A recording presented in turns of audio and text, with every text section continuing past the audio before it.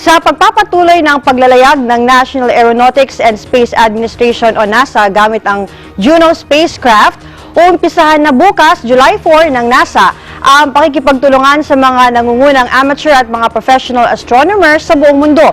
Kabilang dito ang Pinoy amateur astronomer mula sa Cebu na si Christopher Go, isang leading planetary imager na mahigit 12 taon ang nagsasagawa ng obserbasyon sa planetang Jupiter.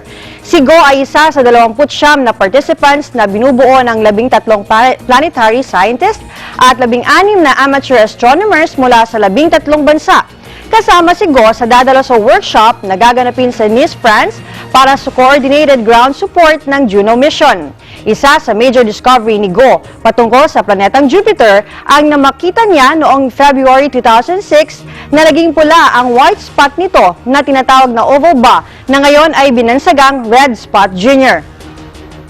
Nakabilang din si Go sa Division for Planetary Sciences ng American Astronomical Society noong June 2010 kasama ang astronomer na si Anthony Wesley ay nakuhanan nila ang isang fireball na sumabog sa Jupiter.